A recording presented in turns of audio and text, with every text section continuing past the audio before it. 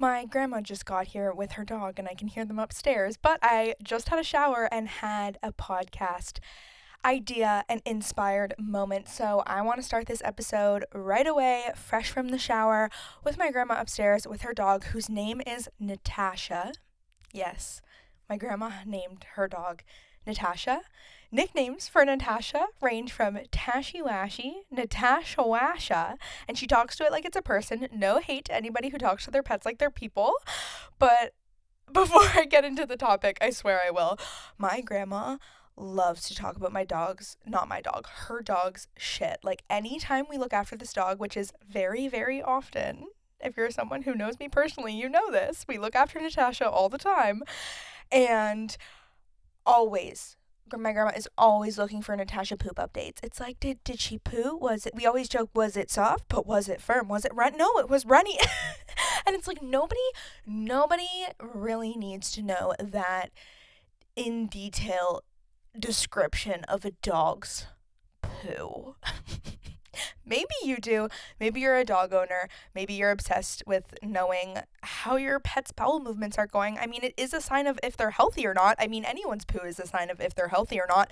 But I need to be honest, I am not the biggest pet lover, and that's okay. It might come as a surprise. Some common misconceptions about me is that I am obsessed with pets and animals, like I seem like a dog lover. I'm a horse girl. That's another misconception about me. And the third one is that I'm very innocent. A lot of guys who have met me for the first time, like in my single dating app phase, a lot of guys were like, oh no, like you came across as really innocent. Like you don't smoke weed, or you don't, party a lot, or you haven't like slept with a lot of people or whatever. And I'm not saying those things are all true, but I'm just saying there are some misconceptions about me. Like people were like, my current boyfriend was surprised to find out I smoked weed.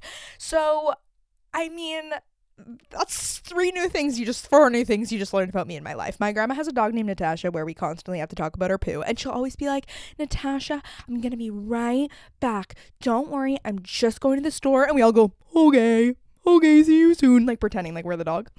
And she cares about the shit a lot. I mean, we should all care about our shit. If I had a baby, I think I would care a lot about my baby's shit, and I would probably talk about my baby's poo with my significant other, but it's just kind of funny. Let's get into the topic.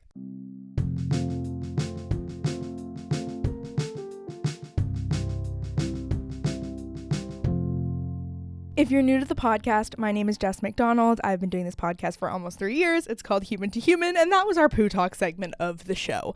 But this episode topic is really about how to find your soulmate, how to find friends that are aligned with you, basically how to find people who have similar values. And I think this is going to be a little mini short episode because it's pretty damn fucking simple. This morning I did a workout on my own because I found this podcast that I was like, ooh, I really want to listen to this. Let me pull up the name for you. So my podcast, if you don't know, in order to put a podcast out there and have it on all these streaming platforms, you need to have a hosting platform. So there's a bunch of different companies, Buzzsprout, Podbean, I don't know. Those are the two off the top of my head. Libsyn, something like that. I use Buzzsprout, and so I get Buzzsprout emails, and I got this email about this podcast called it's actually a YouTube video, but it was like podcast style. It was an hour long, and it's how Tom Buck left his 9 to 5 to focus on podcasting and YouTube. And the description in the email I got from this was really, really great. So I was like, okay, I'm gonna listen to this. I don't even know who Tom Buck is. Tom Buck is a YouTuber. He talks a lot about like different equipment you need. He used to be a teacher. And while I was listening to this episode, the guy who hosts it, whose name is, I should know what his name is because I've watched a few things of his. Alvin. I think his name is Alvin. Or Albin. I think it's Alvin. Anyway, so there's this YouTube channel that Buzzsprout hosts with Alvin, who is on pretty much most of the videos, I think. And they interview different people and they give just different helpful advice for podcasters. And I decided to watch this, and Tom Buck ended up telling a story at the end of the podcast that I really, really resonated with because it's the similar story of how I met my boyfriend. Tom Buck was talking about how he met his wife. And this made me think, oh my God, it's like so much simpler than we think it is. We're all like on dating apps trying to find our dream partner, or we're sitting here crying, being like, I can't find any friends, or I can't find friends that are really aligned with what I'm trying to do in my life. And the end of the day, like the reality is, it's actually way more simple than we think it is. And that is to put yourself into situations where you're doing something you love, you're doing something that's aligned with your values, and that's going to open you up to people that are into the same things and you're going to have something in common with. So Tom Buck's story was that he was really, really early on in his YouTube days. He's a full-time teacher. He was a full-time teacher, but at the time on YouTube, just scrolling, and he describes it as like the YouTube algorithm brings the perfect person. And he didn't know this at the time. He didn't know it was the person who would become his future wife. Also, there's no such thing as perfect. So disregard the fact that I said perfect.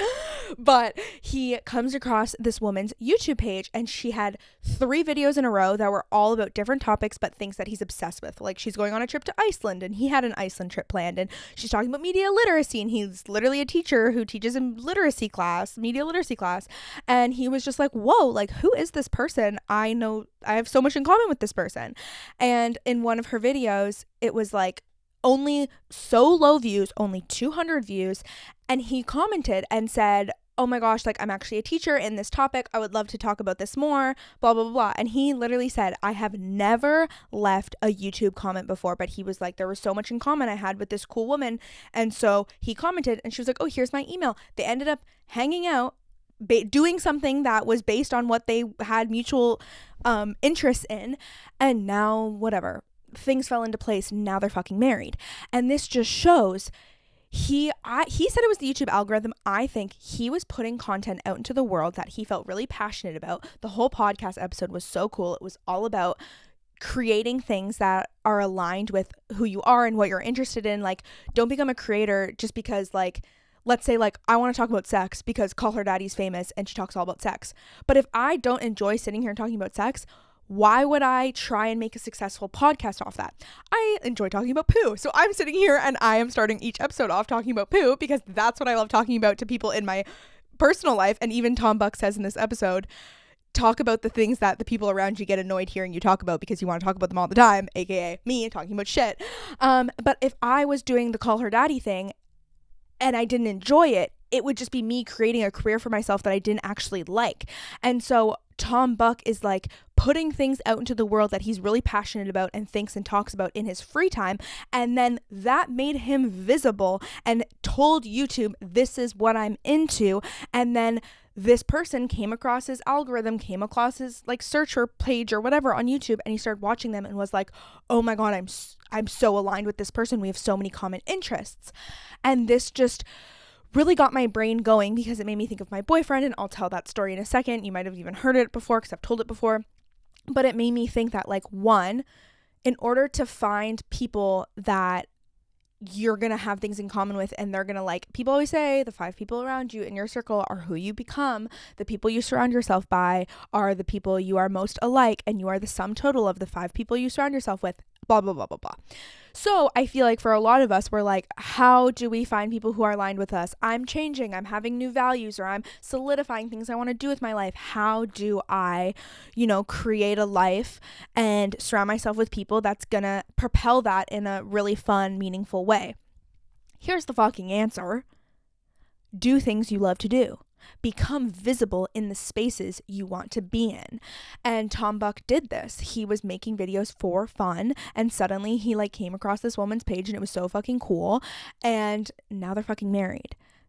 And also something I love that they said in the podcast episode, I'll link it in the show notes if you want to watch it, but I'm giving you the highlight reel of it, was that don't do what everyone else is telling you to do. Like, a lot of people would have said, oh, you shouldn't put all of your interests into one Instagram account or one YouTube channel or one podcast because they're going to attract different audiences. But that's literally exactly how Tom Buck met his wife, because there was 3 very different things she was interested in all on one YouTube channel, which just shows that we are diverse humans with a range of interests. And like, even my coaching client, she originally connected with me because she DM'd me on Instagram and said, I just want your opinion on this because I see you really active on Instagram and I love the things you post. And she said, I'm into dance and I'm into food. She's a dance teacher and she's a kitchen coach. Should I make separate Instagrams for these different things I'm interested in? And I was like, no, you absolutely should not, because all of those things make up who you are. And if we're getting it into like the fucking, strategy part of it, like, your brand is you. Your brand isn't just dance. Your brand isn't just kitchen coaching. My brand isn't just dating. My brand isn't just self-improvement. It's me, and it's all these things that make up who I am. So I love it because Tom, Buck, and Alvin in this episode were talking about, don't just do what everyone else tells you should do. You should trust yourself and listen to your intuition. And this advice actually came from a book. They're both actually reading Rick Rubin's book. It's called The Creative Act, A Way of Being. And he's Rick Rubin's a really big music producer. I'm learning about all of this in this episode.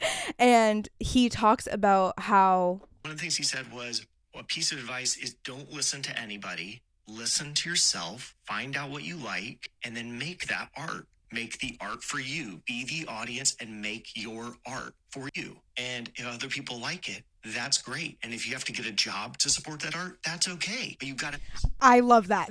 That validated everything I needed to hear times a million.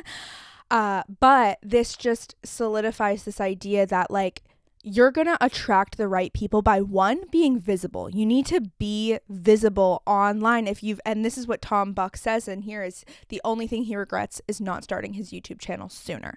And that's so fucking cool, because it just says that, like, if you have an idea, put it out there, and you never know what that's going to bring into your life. And it doesn't even have to be in the sense of YouTube or podcasting or whatever.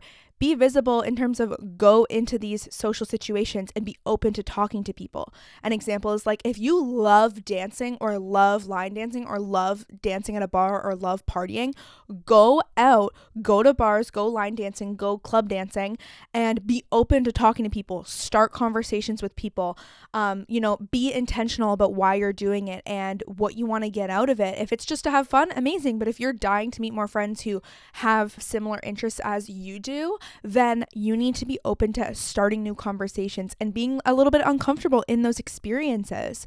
And this fully fucking happened with my boyfriend now, who I've been dating for 2 years, and we met because of Human to Human, which is so fucking cool to say. And obviously I never thought that would I never started this podcast thinking maybe I'll find my future boyfriend. But it's like, it's not even about the relationship either. I've been able to meet incredible friends and incredible people, a part of my community, because of Human to Human. And the reason I started Human to Human is because I was like, oh my God, I'm learning so much in therapy. I can't believe I didn't know these things before. I was telling everyone I knew. I was telling my friends about all the things I was learning endlessly. And I was like, okay, I need to keep talking about this. I'm going to start a podcast so I can talk about all of these things. And because I got ballsy and try to continuously move past the cringy part of putting myself out there, I've been able to connect with some incredible human beings, and one of them being now my fucking life partner. I love this man. I want to freaking live my life with this man, and I do. And it happened because I put a podcast episode out there. Okay, so first, we had someone reached out to me to come on as a guest who he went to high school with. So he came on as a guest, and then that guy posted about it. And so my boyfriend found that video or saw that story and found my podcast. And he kind of looked through my stuff or whatever, and he had the balls to DM me and say I love what you're doing. This is so cool. Keep it up. And then, months went by and we didn't really talk, but we followed each other. And then he was looking through my reels, and it was decently far back. And it was about COVID and my thoughts about COVID, or I don't know, something about that. And he sent it to me with a bit of a paragraph. I don't know if I've ever seen him send this big of a paragraph since then. He's so not a texter. But he sent this thing just saying he totally agreed with my opinion and gave me his opinion, and it was really fucking cool. And eventually I DM'd him and was like, we should hang out sometime, because we clearly had mutual interests. He was working on his music, Josh Roy, on Spotify and Apple Music and all the things. And so I was like, he's creative. He has his own thing going. And he was like, this girl's so creative. And he was like, I never messaged you thinking anything of it. I just messaged you because I was like, wow, someone my age is doing something really passionate and really cool. And I've never seen something like that. And so he was into it. And that just shows that, like, I put myself out there, I made myself visible, and I was talking about things that were really fucking important to me. And now I'm dating someone who has so many of the same importance, like concrete values that I have. And that's because we met through this thing that showcased so much of who I am. And I loved his music, and it showcased who he was and what he was working on. And boom, chicka boom, bada ding, da doom. Now we're dating, and he's so cute. So if you're in a space where you're just feeling like, oh, I don't have enough people in my community, or I don't have people who are encouraging me and pushing me to be better, I don't have friends who are, I don't have friends who will go out line dancing with me, or I don't have friends who will go golfing with me, or I don't have friends who will go painting with me. It's like, fucking find them. This is your sign to, like, light that fire under your ass and be like, this is fully fucking in your control. And there are so many simple ass ways to put yourself out there. And Rachel Hollis did a podcast episode answering a question I submitted about friendship and finding friends and whatever. And she literally was like, you don't just hop from friends to friends. You need to grieve when you go through friendship breakups, and you need to work on your relationship with yourself and spend time alone. And when you meet new people, not put all this pressure on it. Like, is this my new best friend? Is this my forever boyfriend? Is this going to be my future husband? Like, no, you find common ground with people, you vibe with people, and then you let relationships organically go from there. You can't meet people and just feel like, okay, this is my forever person. No, you just see where things go. You take away the pressure and just be yourself and talk about things you both have in common, because that's how people form relationships, is you have mutual fucking ground. And let the universe, God, spirit, love, yourself, whatever you believe in, take the fucking way from there. Just let it go. And yeah, I just feel like we make things so complicated in our heads, and especially dating apps. Like, I was on dating apps for a long ass time, on and off for fucking 2 years, and tried so hard to, like, find a fucking man that was gonna be my person, and it never happened. And then suddenly I met someone through my fucking podcast. And maybe it's not going to be through a podcast for you, but maybe it's going to be through a Facebook group about metal detecting. My brother likes metal detecting, so that's why I said that. He did not meet his girlfriend through metal detecting. He actually met her through Hinge. But they had this common ground of, like, loving travel and wanting to go traveling. And now they're literally about to quit their jobs and go traveling together. Boom, chicka boom. They met through dating apps, but it was like they had common ground about traveling. So if you're on dating apps, make sure you're showcasing the things that you're really into, or things that, you want to do one day, or things that make you happy, so that you can meet people who are into the same things as you. Friends, romantic, whatever. I also love when, like, a friendship turns into a romantic relationship.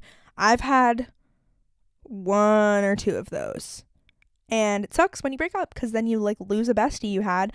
But at the same time, like, it's so good when a relationship is built on this, like, foundation of you just like each other for who you are, and there's not all this pressure to, like, fuck, to be completely honest, or to, like, make out.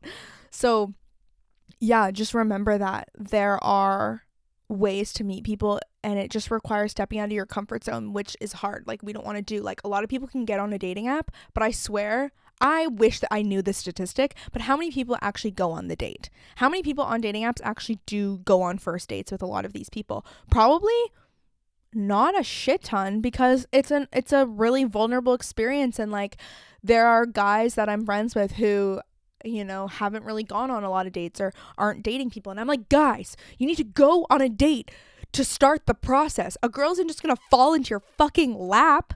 You gotta, like, give yourself the opportunity. You're never gonna, what do they say about, like, baseball? You're never gonna hit a home run if you don't swing. I don't think that's the saying, but it's true. If you never put yourself out there and have a few shitty dates, or go to a few networking events, or go to a few, like, lessons of something you're into and feel really fucking awkward, you're never gonna meet people who uplift you and find a new community in, and potentially your future lover.